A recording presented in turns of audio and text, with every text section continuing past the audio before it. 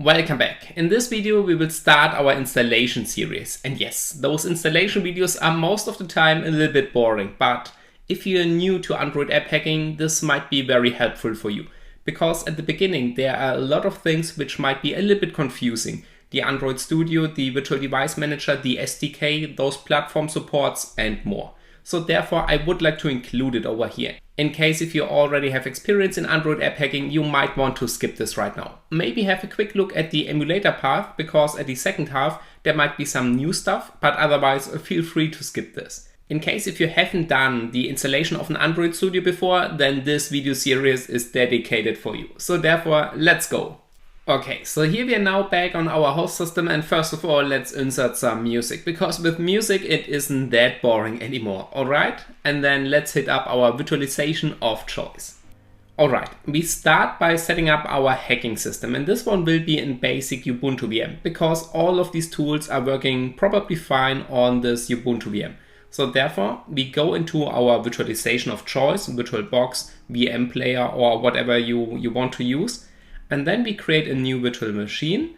We select Ubuntu 64-bit, then legacy UEFI, and we create a new virtual disk. Alright, we save those settings to a virtual machine and name this Android app hacking.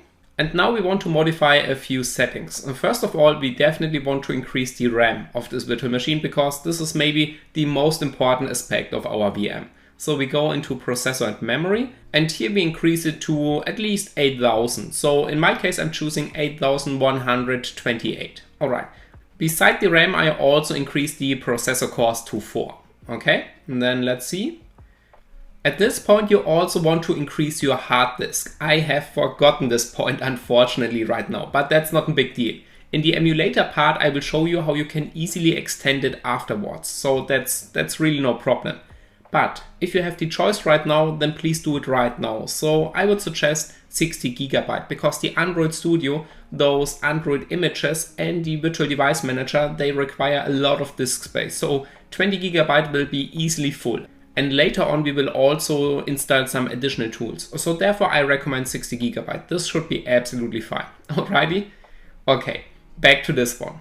Alright. One thing we definitely want to make sure is that our USB and Bluetooth settings support USB 3. Later on we will connect real smartphones and also additional devices regarding to our man-in-the-middle setup, and some of them require an USB 3 connection. So this is something we definitely want to make sure. Therefore we go into USB and Bluetooth, we click on Advanced USB options, and then we select USB 3.1. So this is a very important step. Okay? Alright, now we've gotten compatibility to USB 3. Right now we want to proceed with installing our operating system, so therefore we need to insert it as a virtual disk into our virtual machine. And therefore we have to download this ISO first. To do this, we simply open our web engine of choice, and then we are searching for Ubuntu ISO 2004. And here we can see we've got it over here on ubuntu.com. So that's a trustworthy site, and we will download it from here. 2004 simply means this one has been released in April in 2020. And you might think right now, isn't this a little bit outdated? Well, not at all, because we can see this LTS stands for long-term support, which means 5 years. So we can talk about this in 2025, alright? Okay, so let's click on this one. And then we hit this download button. And let's see. Yes. The download is now being started, and we can see we are downloading the 2004 desktop AMD 64, which means 64-bit version. This is exactly what we want to have. So now we need to wait until this download has been finished, and this might take a while. Let's see. Yes, 4 minutes, I mean, it's okay regarding to this internet connection, so I'm not complaining too much about this. But nevertheless, relax a little bit, get some coffee and tea, and then I will see you after the download has been finished. Alrighty? So see you in just a moment. Okay, download has been finished. Back to this one. So now we go into CD, then we select our virtual disk, and then we select the ISO which we have downloaded just right before. Over here, please make sure that Connect CD DVD drive is being enabled. Otherwise the virtual machine wouldn't have a drive and we couldn't start from this one. Afterwards we start the system, and yes, we can immediately see that the system is now booting from the CD, so from our Ubuntu ISO, okay? We wait until the boot process has been finished, and there we have it. So now we've gotten desktop, and we can use try Ubuntu, which means we try the system out, or we can simply install it. In our case, we want to install it, so I click install Ubuntu. Then we select the language. Here we want to make sure that we have the minimal installation, because otherwise the system gets blown up with a lot of trash software. And we also want to make sure that install third-party software is being enabled. Okay, here we can see right now the graphics is being resized, so now we've gotten better resolution. Okay. We click on continue, and here we want to make sure that we select erase disk and install Ubuntu. Okay, then we click install now, and there we get a warning or an information that all those data will be deleted, but that's perfectly fine because we haven't any data on the system right now. So we click continue. We select our time zone.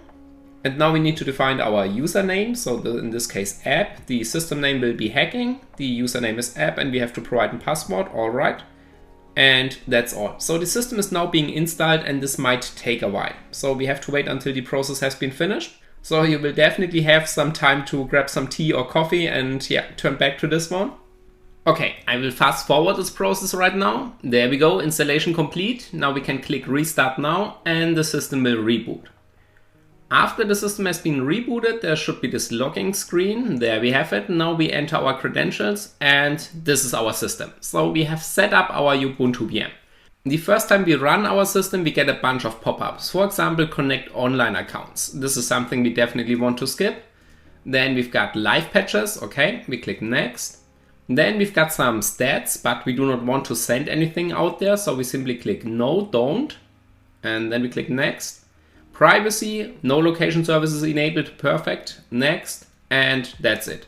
So here we've got now the ready to go and some recommended software packages from the Ubuntu side. We will install some of them, but we will do this by the command line. So therefore we can click done. Okay, the first thing we want to do is updating our repository. So those packages that we fetch the newest versions of them. Therefore, we open a new terminal and we are running sudo apt-get update. We insert the user credentials. Okay. And now we can install some additional software. So by updating it before, we can make sure that we are fetching the newest repositories. So for now, at least I want to have ZSH, Git, and Vim enabled. So let's install all of them. Okay. We click yes.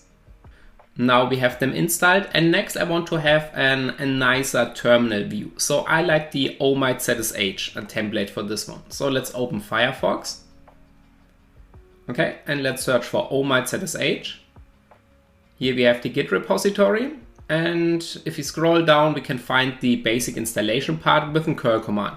Let's simply copy this curl command, inserting it in our terminal over here, and oh well, I haven't curl installed yet, so therefore let's do this right now. Apt-get install curl. Okay. Now we can use the upper arrow key to repeat the last command, this one.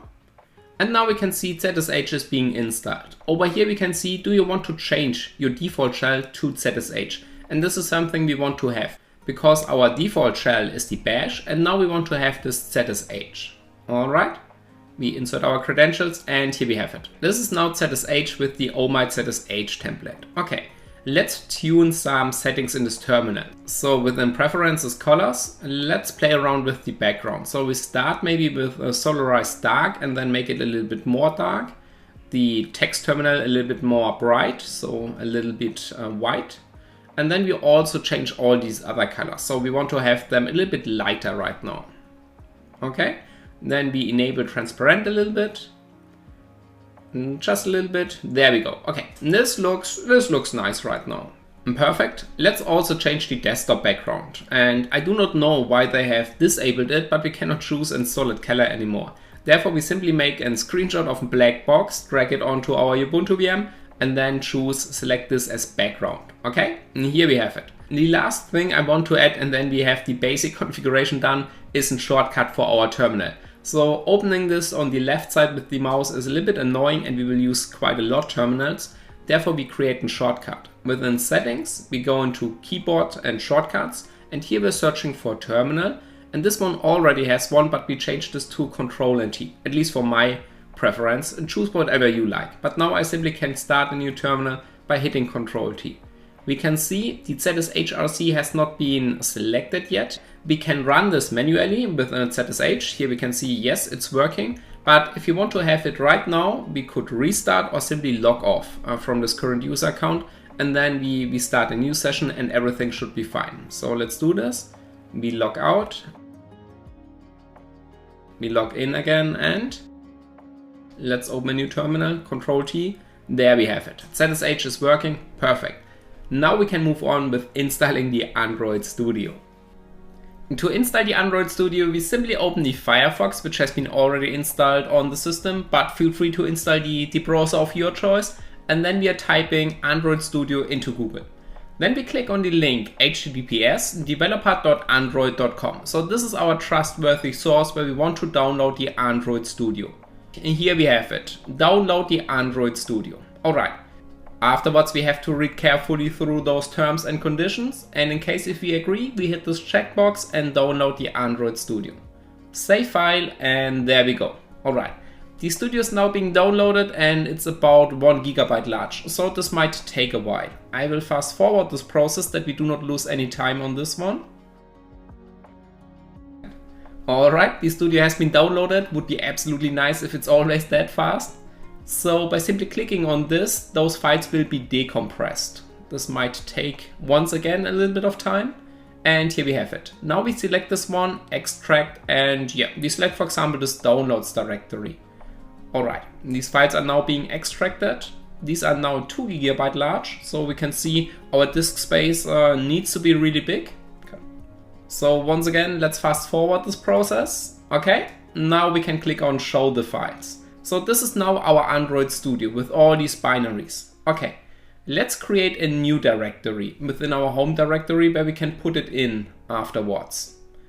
So within the home directory, we create a new one, we name this tools, and then we simply drag and drop it into this one. Alright, we do a little bit of cleanup because we do not want to waste 1 GB in our downloads directory right now. And then we want to proceed installing the Android Studio. So we simply go into this Tools Android Studio directory, and here we can now do a little bit of a trick. We can do a right click, open a new terminal. This will open a new terminal in this current directory. So we do not have to change this path until we end up in this one over here. That's super handy. Okay, then we go into this bin directory and we launch the Studio by typing in bash studio.sh. And there we go. So the Android Studio is now being launched. We can see we can import existing settings, but we haven't it installed yet, so we do not have any existing settings. Okay, we click on next. All right, now the installation process finally begins. Data sharing? Nope, don't send any data. Next. Here we want to choose custom because we want to be in charge of what is being installed and what not. So therefore we choose custom. Next. Here we can now define a Java runtime environment. So regarding to Java, this is a little bit ridiculous. If we have an application written in Java, it needs a runtime environment. So we need to have Java installed on our system. So far so good. But regarding to new Java versions, there will be also new classes and old ones gets removed. So it could be the case that our Java runtime environment is not compatible to the Android Studio runtime environment. And therefore the Android Studio is shipping its own environment where the developers of Android Studio make sure that everything works perfectly fine. So in this case, we definitely want to use the Java runtime environment which comes shipped and not the ones which might have been already installed on our system. Alright, so we leave this as it is and simply hit next. That's definitely the best option.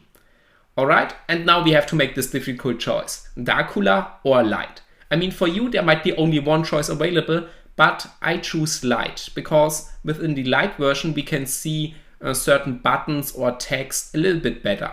So it's easier to follow there. And then clicking next, and here we have now the SDK component set up. So we can see the Android SDK is already being checked, and please make sure that that's also the case for you. It's about 300 MB and that's the most important part in our Android Studio right now. So these are all the tools which we will need to access our device and play around with this one. That's the SDK. Then we can see there's also an SDK platform support for API version 32. We leave this checked, and later on we will also install some older version platform support. For example, for Android version 10, 9, 8, 7, things like this, that we have a pretty good backwards compatibility. For now, we have only this one, and that's good to go. Last but not least, we've got the Android virtual device. In my case, it's already being installed with the Android Studio. I guess this happens if we install the newest version of the Android Studio. If this is not being checked, then please check it. If you forget it at this point right now, don't worry, we can also install it later on. Alright, so we simply have those two enabled. This, by the way, the Android SDK platform, this box cannot be checked. So the check is within this RP32. Okay, and then we click next, and here we've got an overview what is being installed. After clicking next once again, we can see license agreement. So we have to read carefully through this license agreement for the SDK and accept it. And we also have to read carefully through the Android SDK Build Tools license and accept it. Okay? Then we click finish, and now all these things are being downloaded. Once again, this might take a while, so I will boost up my internet connection that it's pretty fast and fast forward this process right now. Okay, unzipping, here we have the finish screen, perfect. Let's click finish, and now we've got the Android Studio up and running. But we are not done yet. We want to install some additional tools. So therefore we go into more actions, SDK Manager, and here we have now some additional platform support. So if you want to write applications, then it's good to have a far backwards compatibility. In case if you're using a real device, which is Android version 7, for example, you want to make sure that you have platform support for Android Nougat enabled here. Right now, I will only enable 12 and 11. Afterwards, we will install the additional ones, for example, 10 up to Marshmallow, which is version 6. And then you have the comparison against the disk size, how much space this requires right now. So that's the only relevant factor. In case if you have enough disk space, you can also enable them down to Android Marshmallow right now. Alrighty, and then we go into the SDK tools. And here we want to enable NDK. NDK, this is the native development kit, which means our Android applications are normally written in Java. We will have several videos on this later on. But Java might be a little bit slow regarding to certain actions. For example, in mobile games, graphics rendering and things like this. Therefore, we need native code, C++ code. And having this NDK box enabled means the Android Studio will also fetch this native development kit, which means we are able to write in C++ code. But this requires a certain toolchain, which is this NDK over here. So having this box NDK enabled over here means the Android Studio is fetching this native development kit, and afterwards we will be able to write our own C++ code. So this one will be compiled afterwards into a certain library. But these are things we will have a look into later in this course. Right now we simply want to make sure that the NDK box is enabled, that we have this type of support. Okay. Then we want to definitely check the Android SDK command line tools. So this is maybe the most important part. These are the command line tools, for example, the ADB, which will be used to interact with this device, or fastboot, which will be used to interact with the bootloader of this device. So that's the most important tool suite we will have in our Android Studio. Alright. Last but not least, we also enable CMake. So this makes the compilation of certain parts of an Android project a little bit easier. For example, we can check out the Android open source project and compile certain projects out of this one. Alright, then let's see. The rest can be skipped. SDK update sites, nothing interesting over here. Alright, I guess we're good to go. So these are the bundles we want to install. We simply click apply, and here we can see the estimated download size is about 1 GB, but if we extract those files, we will require 4 GB of disk space. And now you know why 20 GB might not be sufficient enough right now.